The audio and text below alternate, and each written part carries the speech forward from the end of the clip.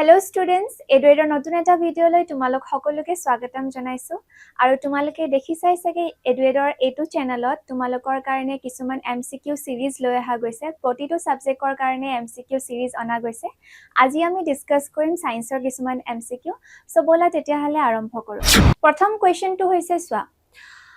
সুষ্মা এটা প্ৰাকৃতিক গ্যাস সংকোচন ইউনিট পৰিদৰ্শন কৰে দে আৰু কি বুলি কৈছে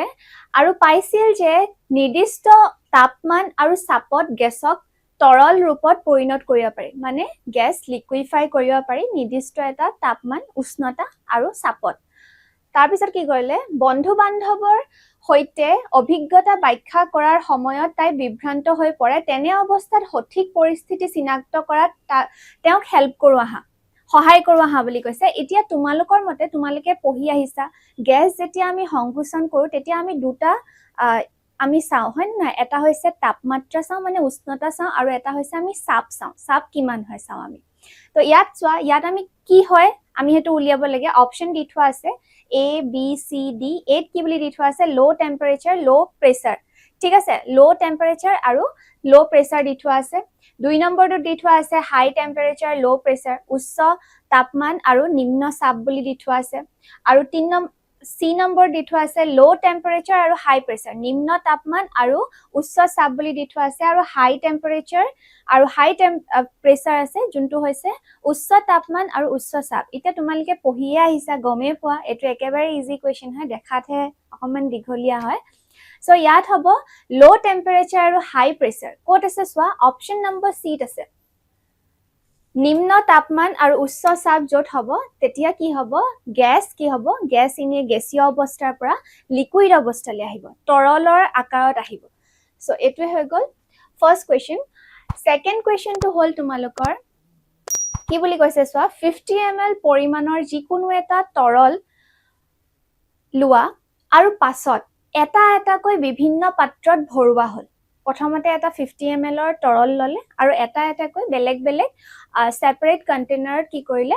ভৰোৱা হল হে 50 ml ৰ লিকুইড খিনি আয়তনত কিবা পৰিৱৰ্তন হয়নে খুদিছে আয়তনত কিবা পৰিৱৰ্তন হবনে what happens to the ভলিউমত কিবা মানে কিবা পৰিৱৰ্তন হবনে কিবা বেলেগ হবনে বাহি যাবনে কমি যাব ইয়াত অপচনস বিলাকত তেনেকে দি থোৱা আছে সোৱা ৰিমেইনস দ্য সেম একেই থাকিব বি কৈছে ইনক্ৰিজ বৃদ্ধি পাব সিট কি বুলি কৈছে ডিক্ৰিজ হ'ব হ্ৰাস পাব বুলি কৈছে আৰু ডিট কোৱা হৈছে নন অফ দিস এইবোৰৰ কোনোটো নহয় বুলি দি থোৱা আছে তো ইয়াত অপচন কি হ'ব হেতু একেবাৰে জনা শুনা কথা যে যেতিয়াও আমি কিবা এটা ট্ৰান্সফাৰ কৰো লিকুইড এটা পাত্ৰৰ পৰা যেতিয়া আমি আন এটা পাত্ৰলৈ বা বিভিন্ন পাত্ৰলৈ আমি যেতিয়া ট্ৰান্সফাৰ কৰো তো তেতিয়া কি হ'ব তাৰ আয়তনত কোনো ধৰণৰ পৰিৱৰ্তন নাহে তো একেই থাকিব বা ৰিমেইনস দ্য সেম বুলি আমি ক'ব পাৰো অপচন নম্বৰ এ টো কাৰেক্ট হ'ব নেক্সট কোৱেশ্চন চাও আহা যেতিয়া তুমি পাত্ৰ এটা অন্য পাত্ৰলৈ এটা সেম কোৱেশ্চন ইয়াত আমি পঢ়ি গমে পাইছো যে যেতিয়া তুমি এটা পাত্ৰৰ পৰা অন্য এটা পাত্ৰলৈ তৰল কি হয় ঢালি দিয়া ঠিক আছে তেতিয়া কোন ধৰণৰ গুণৰ বাবে সেই তৰল সহজে বৈ যায় ঠিক আছে ইয়াত একে ধৰণৰ কোৱেশ্চন হয় কিন্তু আমাক কোৱেশ্চনটো আমাক কি হদিলে যে বৈ যায় কোনটো ধৰণৰ গুণৰ কাৰণে এই তৰল বৈ যায় বুলি কৈছে তো প্ৰথম অপচন কি দিলে ষ্ট্ৰং ইন্টাৰমলিকুলাৰ ফোৰ্স অনুসমূহৰ মাজৰ গতি শক্তি আকৰ্ষণ বল বহুত বেছি অনুসমূহৰ মাজত শক্তিশালী আকৰ্ষণ বলৰ বাবে হয় 2 নম্বৰটো হৈছে বি কলে ফিক্স শেপ নিৰ্দিষ্ট আকাৰৰ বাবে হৈছে বুলি কৈছে আৰু 3 নম্বৰটো হৈছে free movement of the particles কণাসমূহৰ মুক্ত গতি বুলি কৈছে আৰু ডিট কৈছে হাই ডেন্সিটি অধিক ঘনত্ব এতিয়া কি দেখিবলৈ পাও যে আমি জুলীয়া বস্তুৰ ক্ষেত্ৰত জুলীয়া অৱস্থাত যেতিয়া কোনো এটা পদাৰ্থ থাকে তেতিয়া আমি তাৰ মাজৰ ইন্টাৰমলিকুলাৰ ফোৰ্স অফ এট্ৰাকচন বা আন্তঃআণৱিক যোনটো বল হয় আকৰ্ষণ বল হয় হেতু কঠিনতকৈ গোটা অৱস্থাত সকলোতকৈ বেছি থাকে আৰু জুলিয়াত কি হয় গোটাতকে কম থাকে মানে মিডিয়াম বুলি আমি ক'ব পাৰো তাত হেতু কাৰণে আমি শক্তিশালী বুলি ক'ব নোৱাৰো সো এটো অপচন ভুল হ'ব এক নম্বৰ অপশনটো মানে এই অপশনটো ভুল হ'ব আৰু আমি যেহেতু জানোৱে যে জুলীয়া অৱস্থাৰ এটা পদাৰ্থক আমি যিকোনো এটা যদি শেপৰ যদি এটা পাত্ৰত ৰাখো তো সেই শেপটোৱে লৈ লয় সেই পাত্ৰটোৰ যি আকাৰ হয় সেই আকাৰটোৱে লয় তো সেইকাৰণে ইয়াৰ কোনো নিৰ্দিষ্ট আকাৰ নাথাকে বি অপশনটো ভুল হ'ব আৰু সি টো যদি আমি চাওঁ free movement of the particles কণাসমূহৰ মুক্ত গতি obviously তাৰ জুলীয়া অৱস্থাত থকা এটা পদাৰ্থৰ কণাসমূহৰ মাজৰ গতিটো মুক্ত হয় সেইবাবে এহেতি ইটোৰ পৰা হিতুলৈ সহজে বৈ যাব পাৰে ইয়াৰ অপশন সি হ'ব কাৰেক্ট এটা নেক্সট কোৱেশ্চন চাওঁ হা নেক্সট কোৱেশ্চন কি ক'লে চোৱা এটো হৈছে এটা assertion reason based question হয় এতিয়া তোমালোকে এতিয়া এনেকুৱা নহয় যে তোমালোকে এনেকুৱা কোৱেশ্চন পোৱা নাই অলৰেডি তোমালোকৰ হাফ ইয়াৰলি হৈ গৈছে তোমালোকে এনেকুৱা ধৰণৰ কোৱেশ্চন কৰি চাও হয় না নহয় তো এতিয়া আমি চাও হা assertion reasonত কি বুলি দি থোৱা আছে assertion মানে উক্তি কি বুলি দি থোৱা আছে liquid has no fixed shape বা তৰল পদাৰ্থৰ কোনো নিৰ্দিষ্ট আকাৰ নাই বুলি কৈছে reasonত কি দি থোৱা আছে চোৱা The intermolecular force of attraction between particles are weaker in liquid than is in solid. Solidot কি বুলি কৈছে কঠিন পদাৰ্থতকৈ তৰল পদাৰ্থৰ কণাসমূহৰ মাজৰ আন্তঃআণৱিক আকৰ্ষণ বল দুৰ্বল বুলি কৈছে এতিয়া তোমালোকে দুইটাই পঢ়ি পাইছা যে obviously এটো যোনটো কৈছে assertionত মানে উক্তিত যোনটো কথা কৈছে তৰল পদাৰ্থৰ কোনো নিৰ্দিষ্ট আকাৰ নাই এটো কাৰেক্ট হয় আৰু কি ক'লে কঠিন পদাৰ্থতকৈ তৰল পদাৰ্থৰ কণাসমূহৰ মাজৰ আন্তঃআণৱিক আকৰ্ষণ বল দুৰ্বল বুলি কৈছে এটো শুদ্ধ হয় এতিয়া অপচনত আমি চাওঁ দুইটা শুদ্ধ কোড দি থোৱা আছে এতিয়া চোৱা কোড দি থোৱা আছে এ অপচন যদি আমি চাওঁ both a and r are correct বুলি কৈছে a আৰু r দুইটাই শুদ্ধ আৰু কি বুলি কৈছে r is the correct explanation of a বা r হৈছে a শুদ্ধ ব্যাখ্যা বুলি কৈ থোৱা আছে কিন্তু r যে r এ হেতু গুণক নবুজায় ব্যাখ্যা নকৰে সো এটো ভুল হ'ব এখিনি লাগে ঠিকে আছিল a আৰু r দুইটাই শুদ্ধ বুলি কৈছে কিন্তু r হৈছে a শুদ্ধ ব্যাখ্যা নহয় এতিয়া নহয়টো কোড দি থোৱা আছে চোৱা a আৰু r শুদ্ধ যদিও r এৰ শুদ্ধ ব্যাখ্যা নহয় সৰি আকবা কৈ দিও a আৰু r শুদ্ধ যদিও r এৰ শুদ্ধ ব্যাখ্যা নহয় এটো হ'ব correct option B correct option হ'ব আৰু বাকি কেটা যেটা চাব দৰকাৰি নাই আমি গমে পাইছো নেক্সট কোৱেশ্চন সোৱা কি আহিছে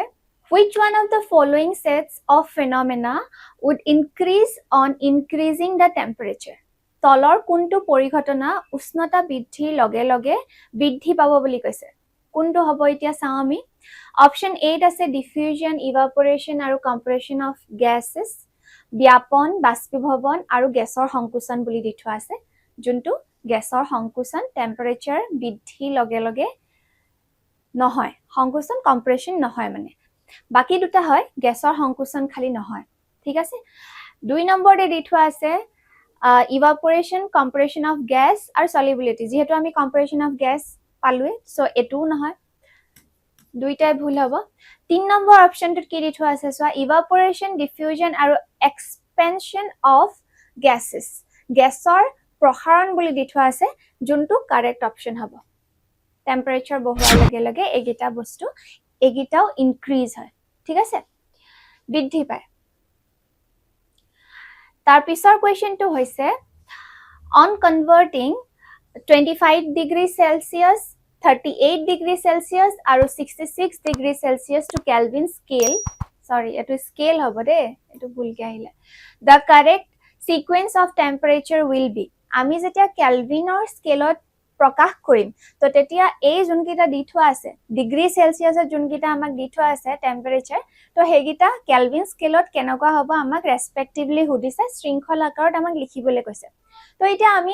আমি জানোৱে যে যেতিয়া আমি সেলসিয়াসৰ পৰা কেলভিনত নিব লগিয়া হয় তেতিয়া আমি কি কৰো হদাই 273 এটা আমি প্লাস কৰো তো ইয়াৰ প্ৰতিটোৰে লগতে আমি 273 প্লাস কৰি যাম 273 প্লাস কৰিলে আমি কি পাম 25 ৰ লগত যেতিয়া 273 প্লাস কৰিম তো তেতিয়া আমি পাম 298 পাম তাৰ পিছত আকৌ 273 প্লাস 38 কিমান পাম 311 কে পাম ঠিক আছে তো ইয়াত কোনটো আহিলে সোৱা ইয়াত অপশন এ আহিলে আমি দুটা কাৰেক্ট পালোৱে আৰু যদি আমি 3 নম্বৰটো চাও 273 প্লাস 66 আছে ইয়াত হ'ব 339 কেলভিন সো ইয়াত এই গুটে কেটা আনসাৰ কোড আছে সোৱা অপশন নম্বৰ 8 আছে এ অপশনত আছে তো এই অপশনটো ইয়াত কাৰেক্ট হ'ব আমি খালি সিকোয়েন্স ওয়াইজ আমি চাব লাগিব আৰু এনেকুৱা নহয় সোৱা ইয়াত কি দি থোৱা আছে ইয়াত তোমালোকৰ প্ৰথমতে সোৱা 298 কেলভিন দি থোৱা আছে আৰু তোমালোকে কিছুমানে কি কৰিব এই 298 দেখি পিনিয়ে লগালগ টিক মাৰ্ক দিব হেনকা নহয় তেনেকুৱা নকৰিবা একেবাৰে তোমালোকে প্ৰতিটোৰে কাৰণে উলিয়াই পিনি চাবা আৰু ইয়াত আমি দেখি পাইছো সোৱা এই দুইটা মিলি গৈছে বাকি এনেকুৱা হয় না কেতিয়াবা অপশন নম্বৰ এটো ভুলকেও থাকিব পাৰে তো প্ৰথমটো কাৰেক্ট দেখি পিনি টিক মাৰ্ক দি নিদিবা হেতু গুটে কেটা উলিয়াই পিনি চাবা এতিয়া নেক্সট কোৱেশ্চন সোৱা কি দি থোৱা আছে In which of the following condition the distance between the molecules of hydrogen gas would increase? নিম্নলিখিত কোনটো পৰিস্থিতিত হাইড্ৰোজেন গেছৰ অণুবোৰৰ মাজৰ দূৰত্ব বৃদ্ধি পাব কোনটো পৰিস্থিতিত এটা বৃদ্ধি পাব বুলি দিছে আমাক চাৰিটা কি কৰিছে চাৰিটা আমাক স্টেটমেন্ট দি থোৱা আছে আৰু সেই স্টেটমেন্ট গিটাৰ পৰা আমি ইয়াত অপশনত আমি উলিয়াব লাগিব ইয়াত অপশন কেটা আমাক দি থোৱা আছে অপশনত আমি চাব লাগিব তো প্ৰথমটোত কি দি থোৱা আছে সোৱা increasing pressure on hydrogen contained in a closed container এটা আমি যদি চাও বন্ধ এটা পাত্ৰত যদি হাইড্ৰোজেন গেছৰ যদি আমি যদি চাপটো বহাই দিও আৰু আমি চাপ বহালে আমি কি জানো গেছৰ সংকোচন হয় না নহয় লিকুইড যেতিয়া আমি কৰিছিলো তো তেতিয়া গেছৰ সংকোচন হৈছিলে যদি কণাবিলাক ইমান দূৰত যদি ঘূৰি থাকে তো তেতিয়া লাষ্টত গৈ পিনি ওচৰলৈ আহি যায় কম্প্ৰেস হৈ যায় ঠিক আছে তো এটো হ'ব নোৱাৰে যোনটো এ এক নম্বৰ স্টেটমেন্টটো আছে হেতু হ'ব নোৱাৰে দুই নম্বৰ স্টেটমেন্টটো চাও some hydrogen gas leaking out of the container পাত্ৰৰ পৰা অলপ হাইড্ৰোজেন গেছ বাহিৰলৈ নিষ্কাশিত হ'ব বুলি কৈছে এতিয়া সোৱা যেতিয়া এটা পাত্ৰ ইমাজিন কৰা এটা পাত্ৰ তাতে হাইড্ৰোজেন গেছ আছিল হাইড্ৰোজেন গেছৰ অণুবিলাক আছিল বা কণাবিলাক আছিল তো তাৰ পৰা যেতিয়া অলপ হাইড্ৰোজেন উলাই পিনি গুছি যাব তো বাকি থকা হাইড্ৰোজেন খিনিৰ কাৰণে কি হ'ব বেছি স্পেস আহি যাব বেছি স্পেস পাব তো তাহাঁতি আৰু বেছি অলপমান দূৰ হৈ যাব ডিসটেন্সটো আৰু বাঢ়ি যাব তো এটো হ'ব কাৰেক্ট এটো স্টেটমেন্ট যোনটো দি থোৱা আছে এটো কাৰেক্ট হ'ব থাৰ্ড নম্বৰ স্টেটমেন্টটো কি দি থোৱা আছে সো হাইড্ৰোজেন গেছ থকা পাত্ৰটোৰ আয়তন বৃদ্ধি কৰা যদি আয়তনটো বৃদ্ধি কৰি দিয়ে যদি বঢ়াই দিয়ে ভলিউমটো যদি বঢ়াই দিয়ে তো তেতিয়া কি হ'ব পাত্ৰটো প্ৰথমতে ইমান কোন আছিল তাৰ পিছত বলে ভলিউমটো বঢ়াই দিলে তো তেতিয়া কি হ'ব গ্যাস বিলাক আৰু বেছি দূৰে ঘূৰিব পাৰিব হয় নে নহয় তো এটো স্টেটমেন্টও কাৰেক্ট হ'ব আৰু যদি আমি একেবাৰে হেখৰ স্টেটমেন্টটো চাও পাত্ৰৰ আয়তন বৃদ্ধি নকৰি তাত আৰু অধিক যদি গ্যাস যদি ভৰাই দিয়ে ভৰ্তি কৰি দিয়ে তো তেতিয়া কি হ'ব প্ৰথমতে পাত্ৰটো ইমান আছিল তাত অলপমান হাইড্ৰোজেন গ্যাস আছিল তাত আৰু অলপমান যদি হাইড্ৰোজেন গ্যাস ভৰাই দিয়ে obviously কণাবিলাকৰ মাজৰ দূৰত্বটো কম হৈ যাব হয় নে নহয় তো ইয়াত এটো ভুল হ'ব তো অপশন আমি কি পালো স্টেটমেন্ট কোন কেটা আমি কারেক্ট পাইছো আমি কারেক্ট পাইছো 2 and 3 পাইছো এতিয়া অপশনত চাচোন 2 and 3 কোড আছে 8 যদি চাও 8 নাই সিট আছে সি অপশনত 2 and 3 আছে তো ইয়াত আমি অপশন সি কারেক্ট হয় তাৰ পিছত কোৱেশ্চন আহিলে কি বুলি দিছে ডাই ইথাইল ইথাৰ এচিটন আৰু এন বিউটাইল এলকহলৰ উতলাংক ক্ৰমে 35 ডিগ্ৰী সেলসিয়াস 56 ডিগ্ৰী সেলসিয়াস আৰু 118 ডিগ্ৰী সেলসিয়াস 118 ডিগ্ৰী সেলসিয়াস তলৰ কোনটো বিকল্পত এই উতলাংকসমূহ কেলভিন স্কেলত সঠিকভাৱে প্ৰকাশ পোৱা দেখা গৈছে এটা চোৱাচোন ক'ত দেখা গৈছে নো সেম আমি যোনটো আগতে কৰি আহিলো যে 273 এটা আমি প্লাস কৰিছিলো সেম আমি তেনেকে কৰিব লাগিব যেহেতু আমি কেলভিন স্কেলত নিছো তো ইয়াত চোৱা প্ৰথমতে 35 আছিল তো কিমান হ'ব 8 আহিলে আৰু 308 হ'ব 308 কেলভিন হ'ব তাৰ পিছত আমি আকৌ যদি আমি প্লাস কৰো 273 প্লাস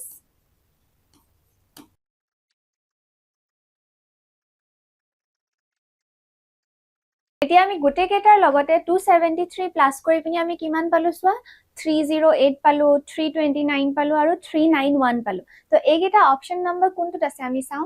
308 কোড আছে ইয়াত আছে 308 329 আৰু 392 আছে নহয় 392 391 হ'ব লাগিব সো অপশন নম্বৰ সি এতিয়া মই যেনেকৈ কলো দেখিছানে তোমালোকে ইয়াত যেহেতু কি হল প্ৰথমতে আমি পালো 308 তাৰ পিছত পালো আমি সেম 329 পালো এতিয়া তোমালোকে কিছুমানে কি কৰিব ও দুটা কাৰেক্টে আছে বুলি ভাবি পিনি তাৰ আনসাৰটো টিক মাৰি দিব কিন্তু হেতু নহয় তোমালোকে গুটেকেটা উলিয়াই পিনি চাবা যেহেতু ইয়াতো সেমে দি থোৱা আছে তো ইয়াতে দেখি পিনি গমে বাবা সেম যেতিয়া দেখিবা তো তেতিয়া আৰু এটা অপশন কি দি থোৱা আছে নো চাবা হেতু নেক্সট কোৱেশ্চন সোৱা কি দি থোৱা আছে a few substances are arranged in the increasing order of force of attraction between their particles majo force of attraction ba akorkhon bolor increasing order ki korise bahai thwa hoise which of the following represents a correct arrangement কোনটো হ'ব সুধিছে কিছুমান পদাৰ্থক সঠিকভাৱে কণাবোৰৰ মাজৰ আকৰ্ষণ বলৰ বৃদ্ধিৰ ক্ৰমত সজাই থোৱা হৈছে তলৰ কোনটো বিকল্প সঠিক বুলি কৈছে এতিয়া আমি চাও তলৰ কোনটো বিকল্প সঠিক বুলি কৈছে অপচন নম্বৰ 8 কি বুলি দি থোৱা আছে বি সি ডি আমি গুটে গেটা চাম 8 কি আছে পানী আছে এয়াৰ আছে আৰু উইন্ড আছে ঠিক আছে পানী বায়ু আৰু বতাহ আছে তো আমি যদি ইয়াত যদি চাও এটা হৈছে জুলিয়া এটো হৈছে লিকুইড মই এল বুলি লিখিছো দে আৰু এটো হৈছে কি গ্যাস আৰু এও হৈছে গ্যাস তো ইয়াত যদি আমি চাও ইয়াত আকৰ্ষণ বলৰ বৃদ্ধি ক্ৰম তোমালকে দেখিছা নি নাই দেখা ইয়াত তো ডিক্ৰিজ হে হৈছে বুলি আমি ক'ব পাৰো তাৰ পিছত ইয়াত চোৱা এয়াৰ বি অপচনত দি থোৱা আছে এয়াৰ সুগাৰ আৰু অইল বুলি দি থোৱা আছে এতিয়া আমি যদি চাও এয়াৰ তো কি হৈ গল এয়াৰ হৈছে গ্যাস সুগাৰ কি হয় সুগাৰ সলিড হয় আৰু এটো হৈ গল লিকুইড ইয়াতো কিবা ক্ৰমটো অকমান খেলিমেলি কি আছে আমি সঠিক ক্ৰম কোনটোত আমি পাও হেতুকে আমি বিচাৰিব লাগে ন এতিয়া ইয়াত আছে সি অপচনত আছে অক্সিজেন ওয়াটাৰ আৰু সুগাৰ ইয়াত যদি আমি চাও অক্সিজেন হৈছে গ্যাস ওয়াটাৰ হৈছে লিকুইড আৰু সুগাৰ হৈছে সলিড তো আমি যদি চাইছো তেতিয়ালে এটোৱে সঠিক ক্ৰম ইতিয়ালৈকে আমি পাইছো বাকি কিটা আমি পোৱা নাই এবাৰ ডি টো আমি চাই লও সল্ট আছে জুস আছে আৰু এয়াৰ আছে ইয়াতো কি হৈছে ইয়াত আকৌ উল্টা ফালে আহিছে সেম ডিক্ৰিজ হৈছে সো হে কাৰণে অপচন নম্বৰ সি টো কাৰেক্ট হ'ব আমাক যেহেতু ইনক্ৰিজিং অৰ্ডাৰ ধৰিছিলা সঠিক ক্ৰম কোনটো হ'ব বুলি তাৰ পিছত কি হদিছে সোৱা the pair of substances that can be separated by sublimation are উদ্ধপাতন প্ৰক্ৰিয়াৰ দ্বাৰা পৃথক কৰিব পৰা পদাৰ্থৰ জোৰা কোনটো হয় বুলি হদিছে আমাক